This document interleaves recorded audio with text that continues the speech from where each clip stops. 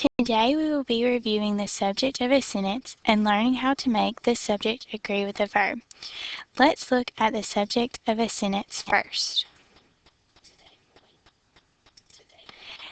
The noun that is doing the action in a sentence is the subject. The main noun is the simple subject.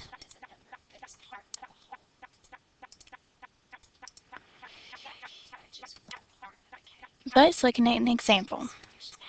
The tall girl with the long brown hair is standing on the front porch. The simple subject in this sentence is girl. Let's look at the complete subject. The main noun plus everything else that goes with the subject is the complete subject. The tall girl with the long brown hair is standing on the front porch. Girl with long brown hair is the complete subject. Now that we have reviewed finding the subject in the sentence, let's take it a step further. Let's look at making the subject agree with the verb in the sentence. When the subject agrees with a verb or action word, it would be subject-verb agreement. If the subject is singular, the verb must be singular, or if the subject is plural, the verb must be plural. When thinking about agreement being singular, it is important to remember that the verb ends in S. Singular starts with S, therefore the verb must end in S. Let's look at an example. The launch of the space shuttle attracts many people. The singular subject in this sentence would be launch. And the singular verb that agrees with the subject is attracts. Let's look at a plural example. The cucumbers in my garden grow very quickly. The plural subject in this sentence would be cucumbers. And the plural verb that agrees with the subject is grow. Now let's see how well you know subject-verb agreement. Susie, let's answer the first question. The plains near the North Pole is or are very cold. Very good. Great job. Does everyone understand how to make the subject and verb agree? Great. Let's look at some tricky pronouns. Anybody, anyone, each, either, everybody, everyone, neither, nobody, no one, somebody, someone are all singular pronouns. Let's look at an example. Everyone at the party likes cheese dip. Remember, this subject is everyone. Therefore, it requires a singular verb, likes, or a verb that ends in S.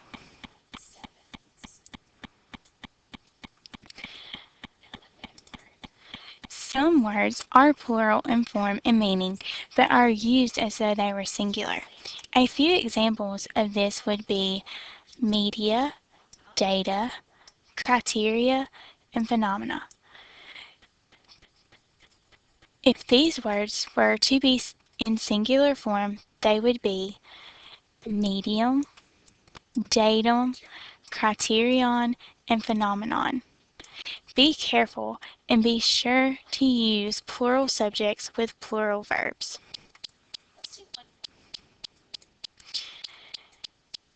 Both, few, several, and many are all plural pronouns. An example of this would be many of the students walk to school. The plural subject is many, and the plural verb it agrees with is walk. Remember, the plural verb that agrees with the plural subject does not require an S.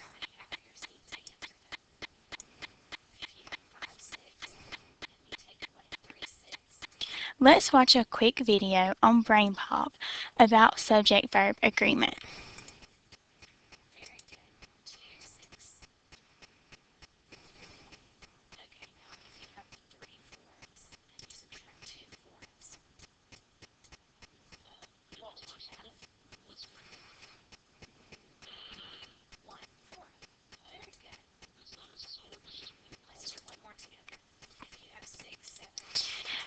Let's try a little more complicated sentence structure.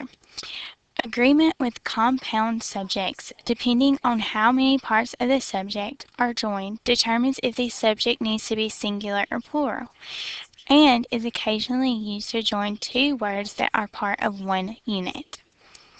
When two or more words are joined by or, nor, either, neither, a conjunction, the verb agrees with the closer to it.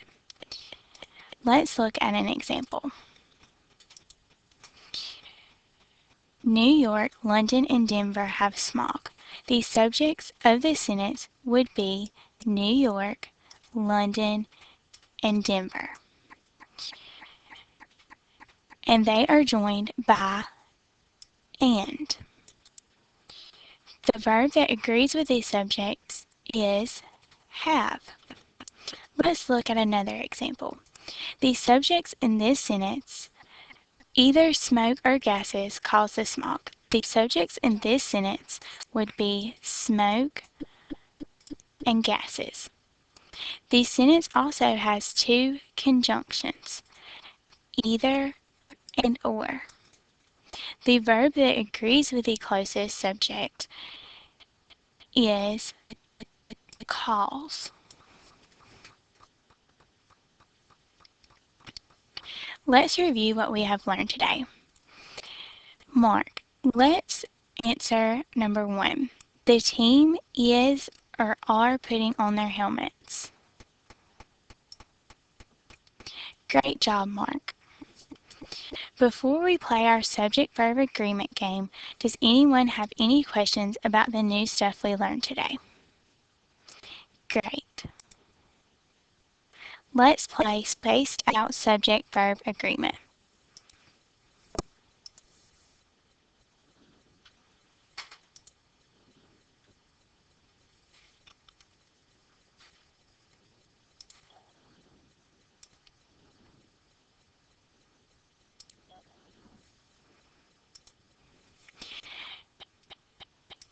Great job today, everyone.